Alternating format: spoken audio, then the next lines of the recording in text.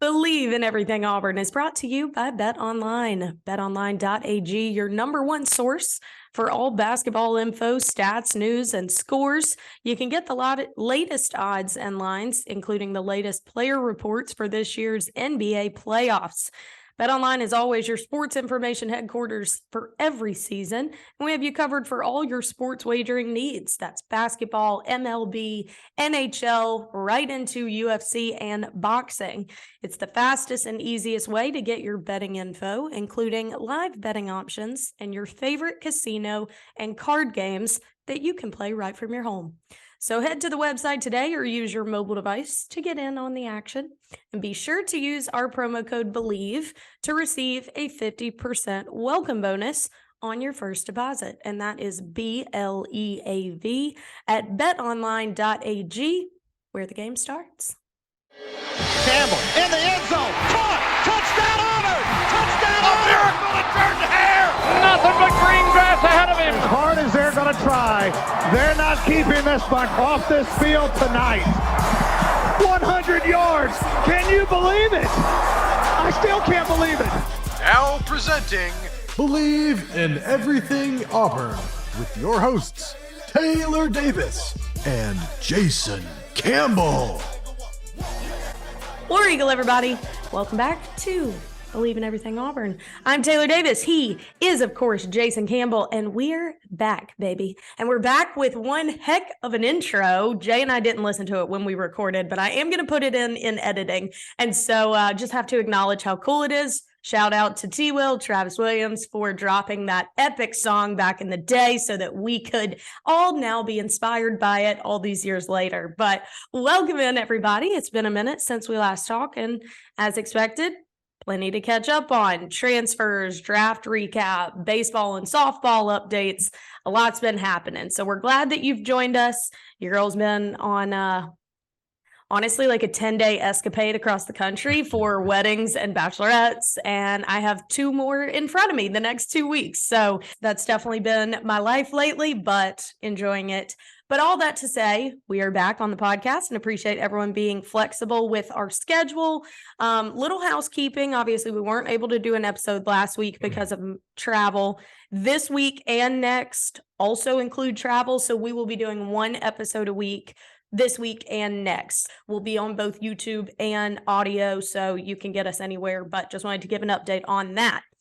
But speaking on updates, Jay, catch me up. I mean, here I am mumbling about weddings over here, and I happen to know that you've been playing a hell of a lot of golf. So catch us up on your last week. I wouldn't say a lot of golf. I would probably say minimum golf. I don't count tournaments as playing actual golf, because you can lose your golf swing playing in tournaments because you're playing scramble. So you're taking the best shot. So when somebody else hit a good shot, they're usually like, okay, let me get up here and just bomb power this thing. The next day, you know, your back's tight, your hips hurt. That's how you go to the course to play for real. Your swing's all messed up. So that's why I say I'm not playing a lot of real golf. I'm playing tournament golf. Okay. And, you know, so to each his own. I'm happy to be out there. You know, it is fun. You know, it's not a bad way to spend your day. Yeah, but it's hard to eat right when you're out there, because true. When you're in tournaments, it's food on every other hole. So, you know, it's been fun. I will say this, though. There's been a lot happening, Taylor, since you've been in the other atmosphere. There has been the NFL draft has come and gone. Yep. We have picked up the transfer portal. Our football team looks completely different from when it left in the spring. Yep. Basketball has gone through a lot of changes. They've lost some players, gaining some players. Baseball is got on a hot streak and, you know, just beat the number 1 team in the country series this past weekend. Before that, they beat the number 2 team in the country series past weekend. And then women's softball is in Arkansas right now, getting ready for the SEC tournament, and they have been on a hot streak. They're the number 3 seed in that tournament. Woo. And then golf regionals is at Auburn University coming up. So there's a lot going on. And if I miss somebody, I'm sorry. You know, I don't know if tennis or question is over with. They just, you know, finished second nationally, but you know. A lot going on. Sports never sleeps is basically what we're trying to say. Even though we took a week off, a lot happened, and we're here to unpack all of it for you. So let's dive in.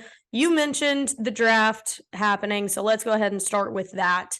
Obviously, we kind of gave you our predictions and expectations for our Auburn guys, and now we can give you the actuality of how it all happened and which guys have ended up where. So, as expected, the first guy for Auburn off the board was Derek Hall. He ended up going second round to the Seattle Seahawks. Into the third round, we saw Tank Bigsby get drafted by the Jaguars. Fourth round, Colby Wooden to the Packers. Fifth round, Owen Papo to the Cardinals. And sixth round, kind of expected to be an undrafted free agent, but he snuck into the sixth round. The Packers drafted Anders Carlson. Very exciting. And then as far as undrafted free agents that have since signed with a team, Eku Leota with the Panthers. Again, just if he had stayed one more year, every time I end up saying that. Offensive lineman Brandon Council to the Jets, Killian Zierer to the Texans, Shedrick Jackson to the Bengals, and John Samuel Shanker to the Raiders. Are we running out of time already? No, I just put the hourglass on there because we've already talked about Eku coming back to Auburn. Yeah, I know. So many times it has. When I was about to do it again today, so I just said, let me just put the hourglass and just. We can't mention it again after the hourglass runs out. We can't mention it again after the hourglass runs out. So how much time you got left? Okay, all right. Well, just a guy that shouldn't have been an undrafted free agent because of his talent level and his ability to play high caliber football. That's all I'm saying. But nonetheless, that's how all of our guys fared in this year's NFL draft. Kind of give me your overall thoughts and if any specifically stood out to you in terms of good fits, surprises, just kind of your overall draft analysis for the Tigers. I tell you what, I thought the draft went really well for us based off our last two seasons. We had two losing seasons in a row. And like I said, to still have this many guys drafted, means that hopefully we're getting the right talent. We're headed in the right direction moving forward. But you do want to see a lot of Auburn guys get drafted. It's been a tough sledge here over the last couple of years. And to see, Derek Hall go to Seattle, I think fits Pete Carroll's defense. And he's underneath a great coach. I think that's going to pay dividends for his career. Yeah. Tank Bigsby going to Jacksonville, being in a backfield tandem with Ente that they got from Clemson in the first round last year. So you don't have to carry a lot of weight on your arm. Colby Wooten, I thought him getting picked up by Green Bay. Green Bay, I know he's not going to like the cold, but he's going to be part of a franchise that is very run well, despite all the chaos between Aaron Rodgers and them over the last couple of years. For most part, that is a franchise that has always been run completely well. When you think about Owen, even missing a whole year before with the injuries to get drafted in the fifth round out to Arizona. And I don't know if you got a chance to see his call and everything, but I kind of went back and watched a lot of guys when they got the call. Yeah. Auburn did a really good job of covering that aspect of it, letting people see the behind the scenes. To see Owen be excited and ecstatic all the support that he had to go to Arizona. We'll be playing in the same division as Derek Hall in that NFC West. So they'll see each other twice a year at least. You talk about the kicker. Hey, Carson, thank your brother. Your brother's kicking very well at in Las Vegas. And I think people understand that, hey, this is a kid that can really kick the football. He just had a rough year because of the ACL injury that he had. And he didn't want to miss time, so he kept trying to kick with it. And I tell everybody, that plant leg is very, very important. And the fact that he couldn't, when he was missing some of those kicks, I said it got a lot to do with his plant leg. So I think they'll get a good kicker there. So overall, happy for the guys got drafted. Like I said, we talk about Eku Leota. I got this much time to talk about that. We tried to talk him in about coming back to Auburn and everything and the reasons why. And this is just because we've seen it before. It's not something that you just pull out of our hat. I've seen guys that had the talent before. Robert Johnson, I can come to mind, that played with me back in the day, a really, really good tight end. But just one more year at Auburn, he's probably a second-round draft pick or third-round draft pick the next year. Yeah. But he had people in his ear telling him, like, no, you can come out now. You'll be a second, third-round pick. They did, but I was just like, but when someone come to you and they say, well, we have you in a range between 5th and 7th on average, then you have to really pay attention to those numbers. Yeah. And not think that you can just blow someone's mind and change it. So he ended up going undrafted, and he ended up making a few teams and played a few years. But what it's like to get that cushion up front, though, Taylor, you know, you get Right. drafted, you get that signing bonus.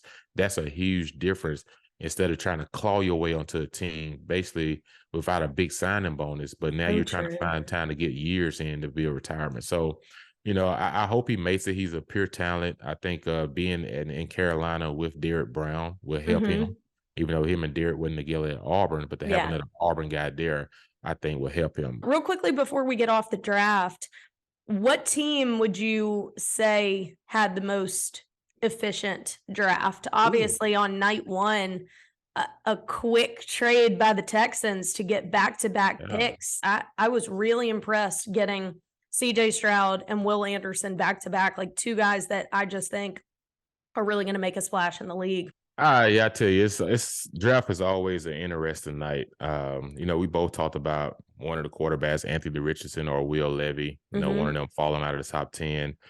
You know, Will Levis fell out of the first round and, you know, ended up being the first pick in the second round to Tennessee. The other aspect, I would probably say Houston. I really like what DeMeco Ryans did. He understands that, hey, I got to have a trigger guy who's my quarterback first. But like we were talking about, they hadn't talked about a quarterback this whole entire time. And most of it has always been about the defense. You know, they've been interviewing a lot of defensive guys. And we said on this show that, hey, they're doing that as a shout, as a smoke screen. I said, there's no way that they don't take one of those quarterbacks if they're sitting there at number 2. I said, you got to take a quarterback. Yeah. So, and that's exactly what they did. They already had it in mind, well, hey, if Stroud go first, we're taking Young. If Young go first, we're taking Stroud. So there's no need for us to interview them. So they would have had to interview the defensive guys because they had a plan to move up to number 3. And when they moved up to number 3, they went and got their guy, Will Anderson. And reason they like Will Anderson, his character is really great. He's a great football player. They understand he drew a lot of double teams this year. That's going to happen in the NFL. But if he got a good other guys around him, he won't get as many double teams. He'll be able to be singled up and have that big year like he had his sophomore year. And everything. So, but I thought the true winners of the draft, man, it's crazy that I'm saying this, is Philadelphia. You know, these guys just continue to just load up on winners. It's almost like Philadelphia Bulldogs North because they get everybody from Georgia. And you can tell like this guy it was so crazy. Their GM is from Florida, graduated from Florida. I didn't realize. And he's drafting all these Georgia guys. But you can tell he has an SEC bias. Like he knows the conference is tough. He knows the kind of players he's getting in this conference. And he's looking at Georgia's defense like, okay, for the last 2 years, they have been the best defense in college football. So he's going over there and saying, okay, if I can go pull some of these guys from the same team and put them together, now we have chemistry. That's instant chemistry, you know, and that's what they're building over there. Like their depth is crazy. I don't understand. I don't know how they don't make it back to the Super Bowl next year out of the NFC. The AFC is the tough part, but the NFC is really good. I was shocked by the Jets, though. You make the trade for Aaron Rodgers, and you didn't do a whole lot in the draft. You know, and here it goes again where they feel like they get the top quarterback, but then not understanding Aaron's won 1 Super Bowl in 19 years. So you still need to have a supporting cast, regardless of who you are. So, you know, they'll still have a good team, but I don't know how they help themselves in the draft.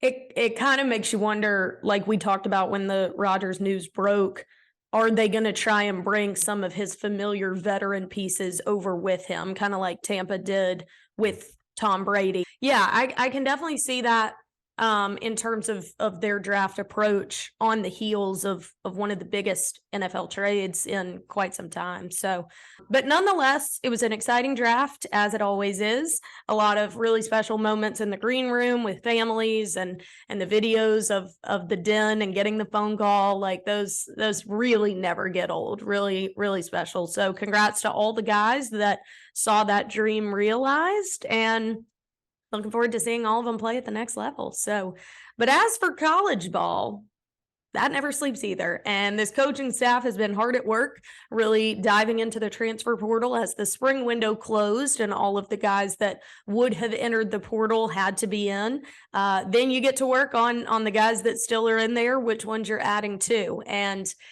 Let's start with the big one, Jay, because we got a quarterback, and Auburn fans have been waiting for that. And I do feel like this guy was sort of under the radar in terms of being tied to Auburn. Like we've heard so many names and who potentially this staff was targeting, and even names that weren't necessarily in the portal but would be a good fit for Auburn if they choose to enter. And then this situation comes to fruition, and all of a sudden, Michigan State grad transfer Payton Thorne heads to the Plains. And what experience level this guy has, playing obviously within the Power Five, but he's been their starter. This isn't a backup situation. He comes in with 49 career touchdown passes, 25 starts. He was one of the Big Ten's most efficient quarterbacks during the Spartans' 11-win season in 2021. He actually broke Kirk Cousins' program record for passing touchdowns in a season with 27 that year. Now, last year, the team as a whole, as well as Payton, kind of took a step back. He was injured very early in the season and played through injury last season, the team ultimately going 5-7. But for his career, he comes to Auburn, 61% passer with 6,493 yards. And he's got experience running an RPO, which we know is what Hugh Freeze and Phil Montgomery want to do in this system. And if you look at any of the comments, former teammates, and any feedback that comes, what is also mentioned about this guy is his leadership. And we have talked about that element and how for Auburn, it hasn't necessarily been, the focal leadership point for the team hasn't necessarily been the quarterback at Auburn in quite some time. So I think Hugh Freeze definitely took character into consideration when he was looking for his QB. So also news at the quarterback position that absolutely no one is surprised by is that TJ Finley has officially entered the transfer portal in spring as a grad transfer. So that news is officially out. Jay's expression. We all expected it was coming. It is what it is. So now the quarterback room will be Payton Thorne, Robbie Ashford, Holden Garner, and Hank Brown, the newest and youngest. So that's how that looks. Give me your thoughts, Jay. What do you know about this guy? What do you expect now that the room looks like this? We expected him to go out and get a quarterback, and add to this room. The one thing about it, we knew TJ, we've talked about this before, that he was probably going to transfer. Mm-hmm. We didn't know in the beginning, he came back in the spring, if he was still going to be there, Right. So it's kind of a shock to a lot of people that even when he got involved with spring ball, that he was still here. Mm-hmm. Because we thought from a perspective that he was already moving on and the team was moving on. Yeah. But anytime you get a new regime, everyone wants to kind of see first for themselves, is this a guy that can fit our system? If this is a guy that can, that can still stick around with the new staff. But right. The only thing about that though, he takes snaps away from other guys. Yeah. And it could be more snaps for Holden Garner, it could be more snaps for, Robbie Ashford, during this whole spring and everything, going back and forth, trying to figure out which one of those guys can take the lead role. True. But now that, TJ's kind of, he's moved on. I think now that you bring in a guy like Payton Thorne, who's a guy that's been a 2-year starter at Michigan State, a guy that, you talk to a lot of people in the Big Ten and a lot of people, his peers, they talk about, the type of person that he is, the leadership qualities that he have. And I think that's what Coach Freeze is looking for, to come into this locker room, is to have that guy that knows how to galvanize his teammates and know how to make things about the team. And, and how to, go out there and lead by example, as well as, having a guy with experience in the RPO game, as you said, because the RPO game is very, very critical in today's game. Mm-hmm. And if you're going to make your offense go, you got to be able to dissect all of it, but know when to hand that ball off, when to pull it and make the pass, when to get you out of certain bad plays that from experience is not going to work. And so that's a lot of it that deals with the quarterback. When you look at a guy like Payton Thorne, he's an accurate passer. He's a guy that can keep you on the field on third downs because, he can deliver the ball on time and get those accurate throws and everything. And you think about the guys that's coming in with him, you think about the Burden kid from Ohio State, the receiver. Now ever since you gotten Payton Thorne, now you're hearing noise about the Coleman kid may come with him. That's his teammate at Michigan State, may or may not. But then you're hearing about the Craig kid from Colorado. that receiver joining him. Where before you wasn't hearing about a lot of receivers wanting to join because they wasn't sure about Who's giving me the ball? Yeah. passing situation here at Auburn. And Yeah. that's just, and it is what it is. Yes, can Robbie improve as a passer? Yes, you can always improve as a passer. But kids that are making decisions are making decisions based on what they seen last season and everything. So I think this move really heightened the locker room. It really heightened the guys that's ready to play. To know that there's someone there that with experience, and most importantly, Taylor, it gives depth at the position. If Thorne ended up being the guy, then Robbie has some experience. I'm sure they'll still sprinkle him in there and utilize his abilities in certain situations and plays. But he's a guy with experience. It's something you're always one play away, knock on wood. If you have Holden Gurner, who's still a lot of people want to kind of like see what this kid has, as well. So, it adds much needed room, depth, and leadership to that position that is much, much needed. And I feel like it's a transfer addition that, with that experience level comes more credibility than any transfers we've added in. No disrespect to TJ and Robbie, the two most recent quarterback transfers, but they both came in with minimal playing experience at the college level, minimal starting experience for sure. They were essentially both backups. Robbie had never played in a college game, and TJ just a few situations here and there at LSU. So this guy comes in with 2 years as a starter at a program like Michigan State that, like I said, 2 years ago had an 11-win season. I believe they went to a New Year's Six bowl. So he comes in with a better resume than any of the quarterback transfers we've added in the last few years. So I think that gives you more excitement, absolutely, for what the room could look like.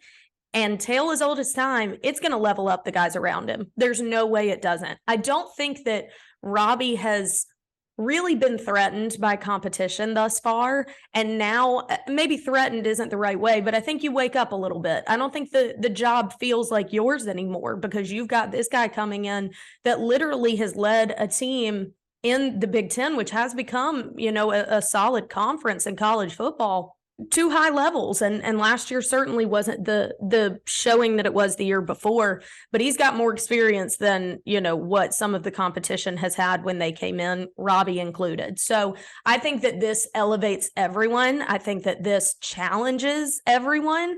And I think for the fan base, you really are excited about the potential to come. And I was reading a lot about kind of what this offense is expected to look like. And when you look at what Phil Montgomery has been and has done, maybe the wins and losses don't necessarily get you hype, and we know that Hugh Freeze is essentially handing a lot of responsibility, offensive decision-making, to Phil Montgomery. When you look at what he did at Tulsa and what kind of his identity has been, and then obviously they've been outspoken about wanting to be RPO heavy, like Phil Montgomery has always been very clear in his offensive identity and what he does and what the team wants to do.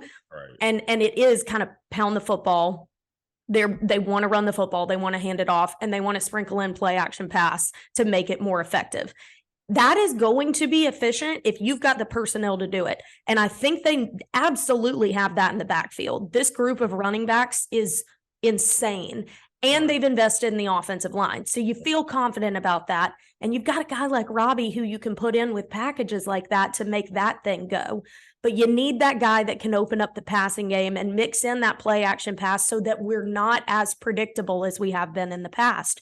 Payton Thorne could be that. And so if you add in all these pieces, like you said, we're bringing in an Ohio State target who adds speed to the outside, this thing starts to take shape a lot quicker. Oh, yeah. I listened to a lot of analysts this week, after they've seen a lot of the Auburn moves and everything. This is a team now that is on everyone's radar to watch. Not saying that we will be in a national championship next year, not putting that kind of pressure on our team. Yeah. But to just say we're going to be very, very competitive, to have an opportunity. You get Georgia and Alabama coming to Jordan-Hare this year. Now you got to win the tough games on the road. You got to go to LSU. You got to go to Texas A&M. You got to go to Arkansas. You got to go out to California first.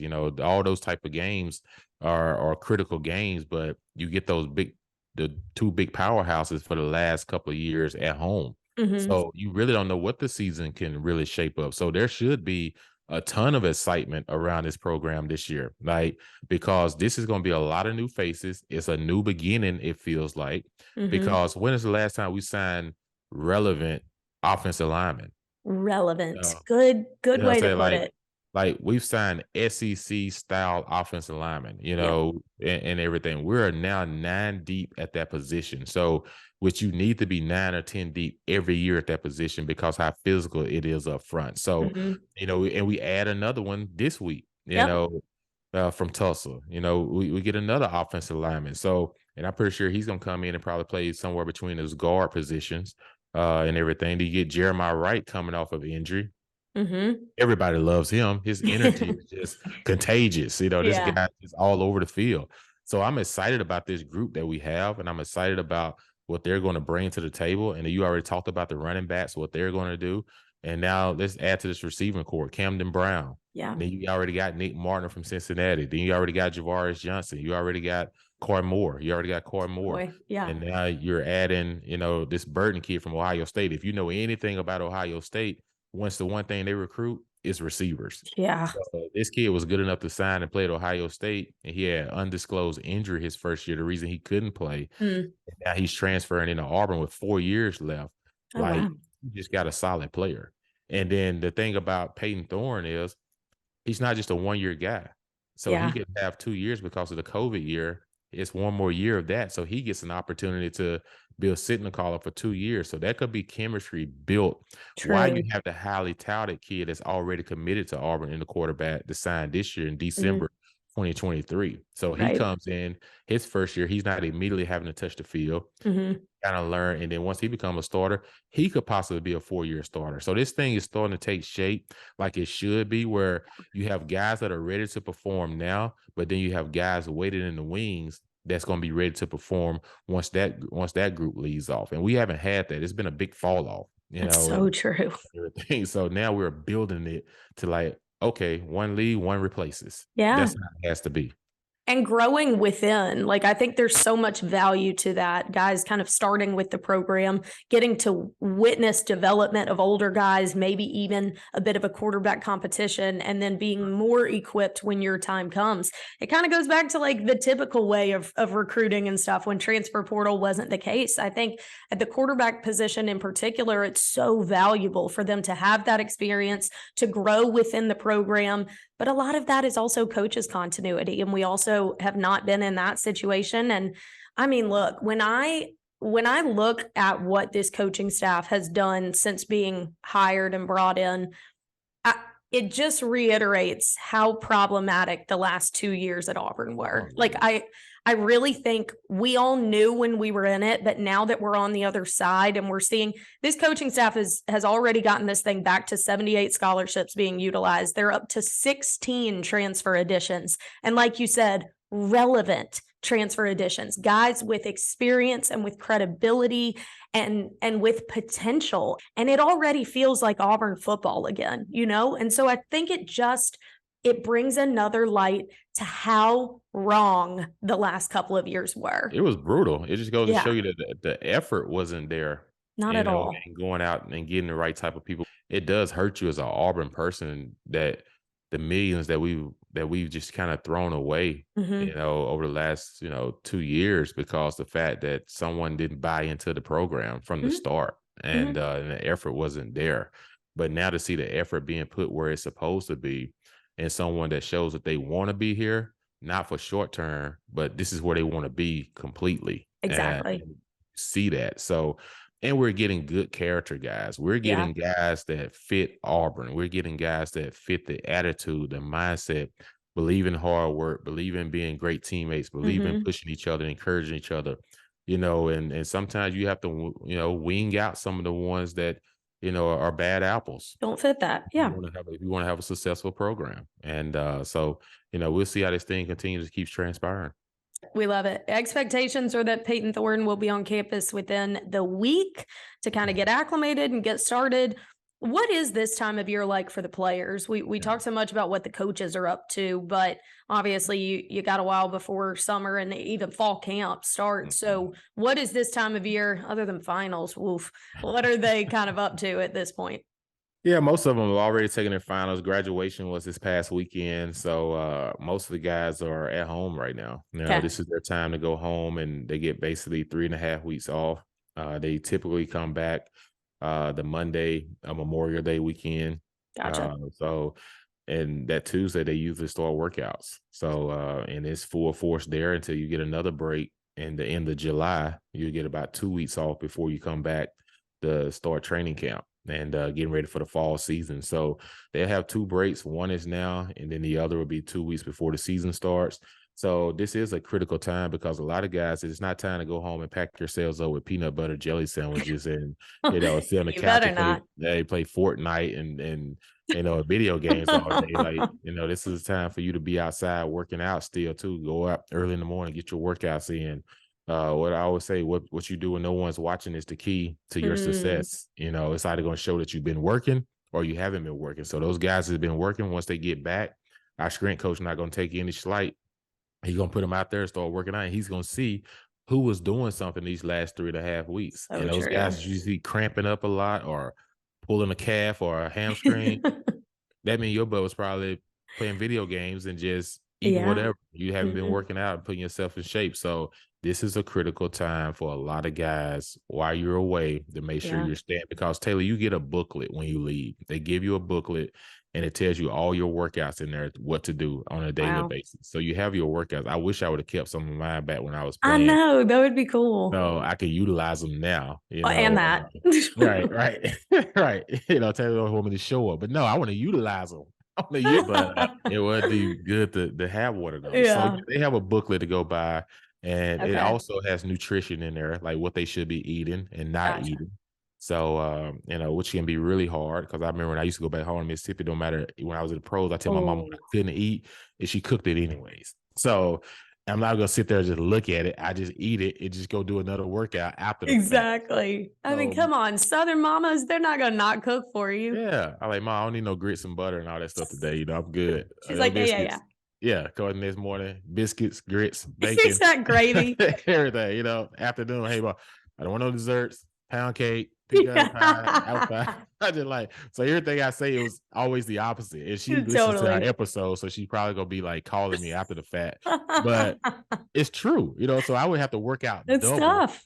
Because I couldn't say, if a woman's in the kitchen and she's preparing a hot meal, who are you to say no? And you don't get those home cooked meals often. You only get 3 weeks of a break. That's tough. Well, real quickly before we close this episode out, give you a quick update on baseball and softball who began the SEC tournament, like you mentioned at the top of the show.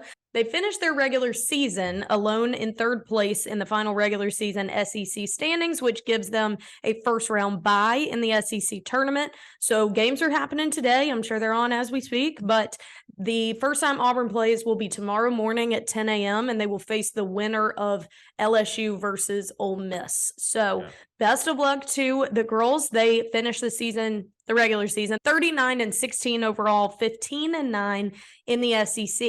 And the last time they finished that well was the year they made it to the Women's College World Series Championship. So just throwing that fun fact out there. Yeah, I had a chance to talk to Bree Ellis this morning. And Bree Ellis, is our slugger. She's our hitter. She won the Louisville Slugger Award earlier this year for her .714 hitting at that time. And then she also had the SEC player. So, most teams like to walk her. But, when she does get a chance to put the bat to the ball, she's bringing in some runs. So, and Penta, like you said, I expect her to be SEC pitcher of the year, if not player of the year. She's expected to pitch in the first game tomorrow. She's expected to pitch. And then it kind of shapes up for us. Yes, we're on the same side as Georgia, who's the 2 seed. And if you can beat the winner of the LSU Ole Miss game with Maddie at pitcher, and if you can find a way to get Georgia, then you lace yourself back up to have a chance in a championship round against maybe number one ranked Tennessee. Number one Tennessee seeded to win this thing and to position yourself now for the national NCAA tournament. So, this is definitely I was talking to the girls this morning. And they are in Arkansas. They was on a bus. They traveled yesterday.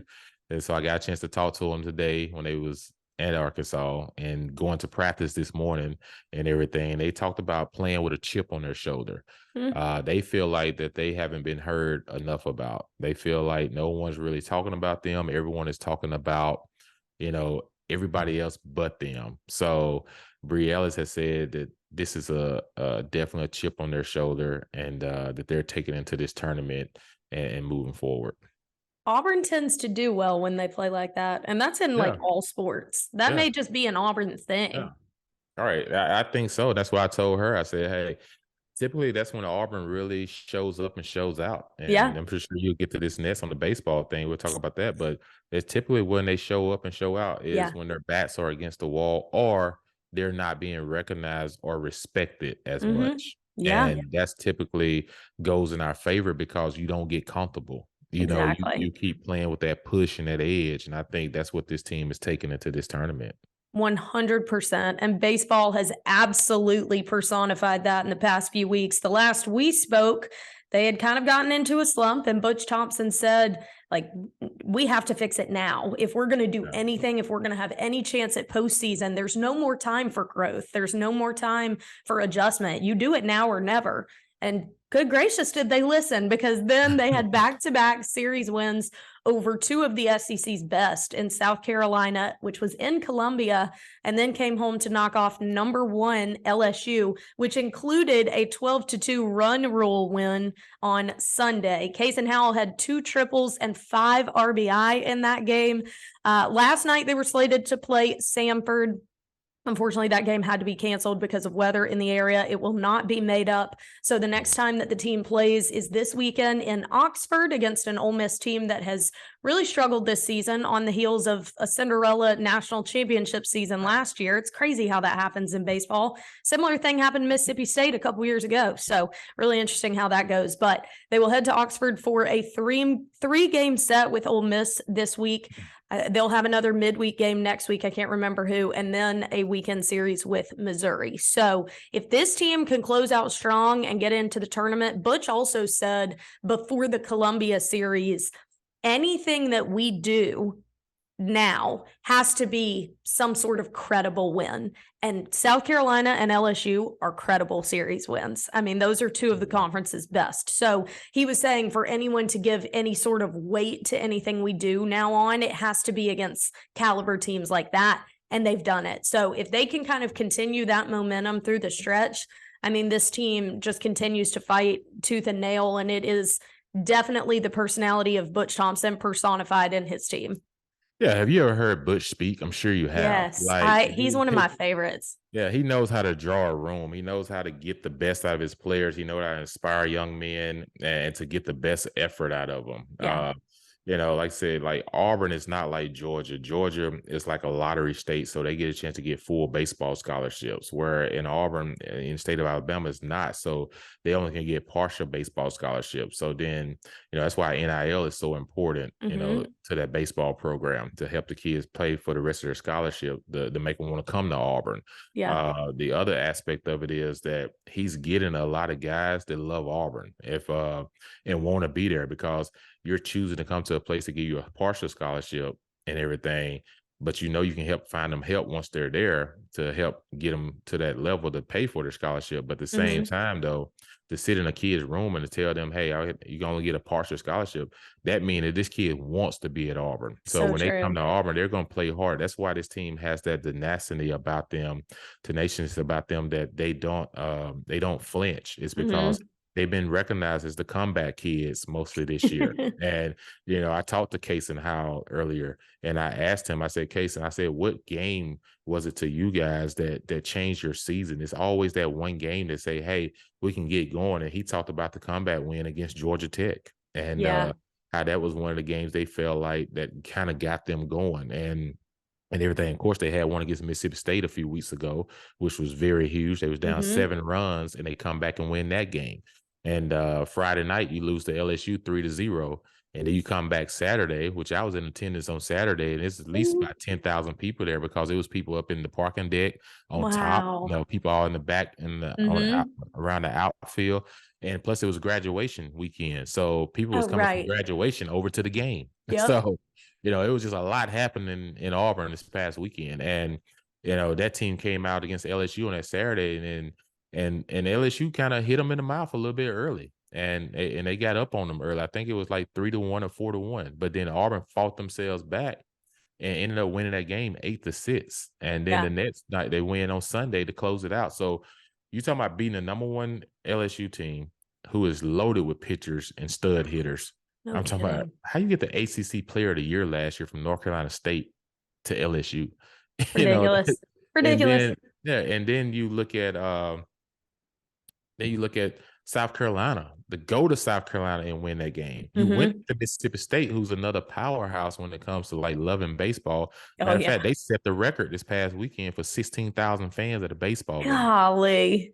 So baseball in the SEC is like at a whole nother platform, a whole nother level. And I talked to Kaysen about Ole Miss getting hot last year, and he kind of said, it's kind of similar like what we're kind of doing right now. Is we're finally putting a bat to the ball. Our young guys are finally growing up and making a lot of those mature plays now, and we're staying away from a lot of errors and different things. So, this is a team that they're getting hot at the right time. I hate they didn't get a chance to play the Stanford game. I always like to keep playing when you're in that mode. But I think it's a big weekend at Ole Miss this week, and I think you can come out of this one successful and get yourselves ready for SEC. I don't think they're on the bubble anymore. I think once you get the two back-to-back teams, you shouldn't be on the bubble. Right. So, I think that weight is off their chest. But but you don't want to blink and drop one of these two that very much should be yours to close out the regular season. So. But very excited for both of those programs. Like you said, golf regionals are upon us as well. So we will keep our eyes and ears open to all of that news and make sure we keep you updated along the way. So that's going to do it for us today on Believe in Everything Auburn. Thank you so much for listening and following along as you guys do. Make sure you share us with your friends on your social media, tag us, plug us, whatever you got. Subscribe if you haven't already. You'll get a notification every time we release an episode. We are also on Believe's YouTube channel if you would like to watch. This is another episode of Believe in Everything Auburn presented by Bet Online. Taylor Davis, Jason Campbell, we greatly appreciate you guys listening and following along. Until we talk again, War Eagle. Yeah, War Eagle, and enjoy some time on the lake. Oh, good call. Everyone do that. I'll be at another wedding. Cheers. Jeez, gosh.